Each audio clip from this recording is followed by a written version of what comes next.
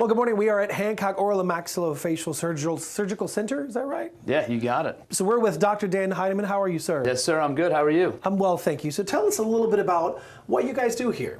So there's a number of procedures that we do here as oral maxillofacial surgeons. One of the biggest parts of our practice, though, are dental implants. Dental implants are a great tool that we can use to replace missing or failed teeth. And I'd love to kind of walk y'all through how we go about doing that here and the benefits. So before we jump into it, tell us what dental implants are. So in its simplest form, a dental implant is, you can think of it like a replacement for the root of a tooth. If you kind of think about basic tooth anatomy, you know, you have the root, that's the foundation that holds the tooth in, and then you have the crown, which is the portion that we think of in the mouth. So an implant is a way to replace the root of that tooth for a missing tooth, and then it allows us to put a replacement tooth on top. So the end product is really a tooth that, for all intents and purposes, is exactly like every other tooth that we're born with.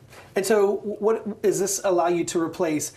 Sections of teeth or full sets of teeth? How does that work? Yes, all the above. So we can do anything from replace one missing tooth or broken tooth, whether that's a front tooth or a back tooth, all the way up to actually giving somebody a whole new set of teeth that's supported by implants, doesn't come in and out. It's basically like having a whole new set of teeth that's screwed into these implants.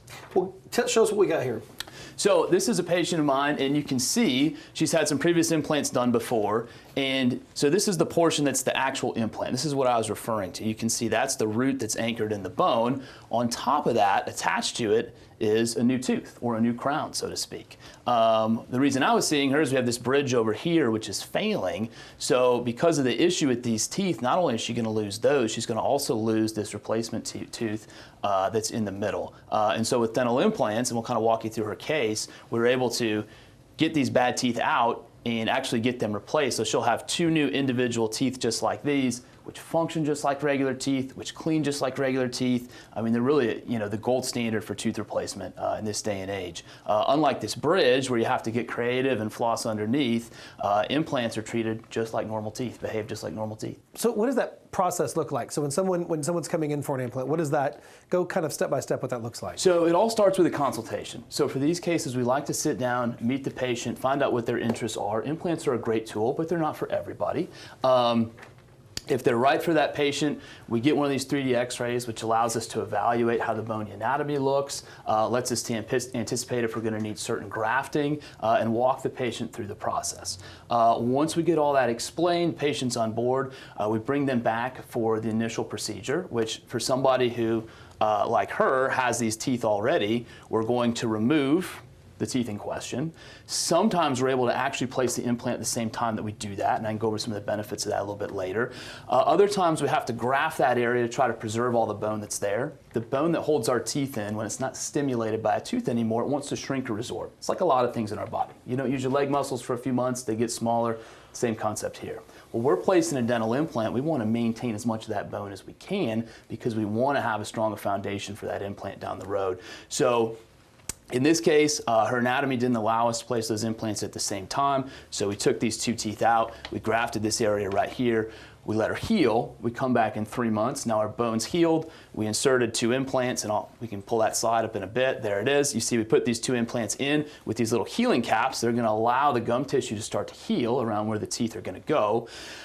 Those implants have to sit in the jawbone for about 3 months, and the reason that is the whole way they work is they actually fuse with the jawbone itself.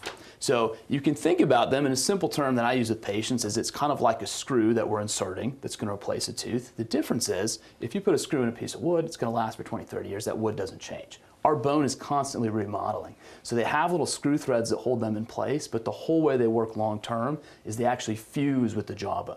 And the reason I bring that up is for that initial 3-month period, in most cases, we're not able to put a tooth on just yet. We want it to be still, we want to keep forces off of it. So we let them sit there for 3 months, bring them back, check to make sure that fusion process went like it's supposed to, and our implant technology is really good these days. Our success rate in our practice, which correlates with the literature that you read, is around 97%.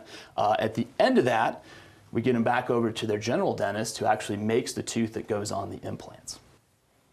That seems, has it always been like that, or has the technology evolved into what it is now? So the way the technology has evolved is that's kind of the traditional way of doing it. Now, in certain cases, we're actually able to place the implant at the same time we take the tooth out. And the benefit of that is we get that 3-month clock ticking right away. Immediately. Yeah, so you can imagine, people do not want to wait any longer than they have to for their teeth, and we certainly don't want to make them wait any longer than they have to. So that technology allows us to get that clock ticking right away. And there's even certain cases, and this is more of a thing we do in the anterior maxilla, you can think of it as the high value real estate of the mouth. And again, it's case specific, but sometimes we're actually able to put the tooth on right away. There's certain dietary restrictions and that sort of thing, but the patient has a tooth right away. They don't have to wear something temporary that comes in and out. It's a great benefit for patients when we can do that. Is there a case or a situation where a patient will be told they're not a candidate for implants? I actually hear that quite a bit. Patients will come in and tell me, I would love implants, but I've told, I just can't get them because of the way my bone is. I will say there are certain patients where they aren't a good candidate, but the vast majority of patients who have said that to me, it's not that they weren't a good candidate for implants, they just weren't a good candidate for implants at that moment. We as oral surgeons have a lot of different grafting tools that we can use to build that bone back up that's resorbed to regenerate bone to place implants. So kind of like when I talked about if you don't have a tooth there to stimulate the bone, it tends to resorb. Well, some patients have not had a tooth in that area for a long time, so they've had a lot of that resorption. That doesn't mean you can't have implants. We have certain tools that we can use to build that bone back up and give those patients those fixed teeth and that good quality of life, because the difference from an implant supported tooth to a bridge or certainly a removable denture supported tooth is night and day for most patients. They're going to be much happier, eat much better, have a much better quality of life with that dental implant. So when it's all said and done, what are the patients, how are they reacting? What are they saying when it's all finished?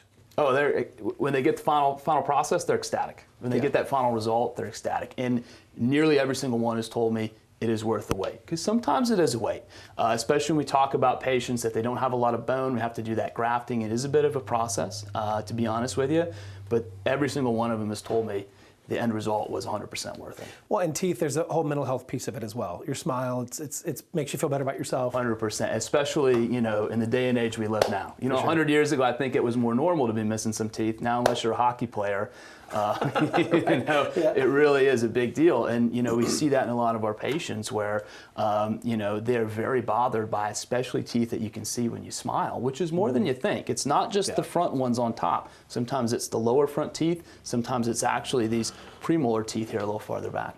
So listen, if you have any questions, or if you're a hockey player, give them a call. You see that number there at the bottom of your screen. You see the website information there. Give them a call if you're wondering if you're a candidate for implants, or if you've been told that you might not be a candidate for implants. Give them a call. They can help you out. They're over here in Bay St. Louis. Thank you so much, Dr. Heineman. Awesome. Thank you. Pleasure.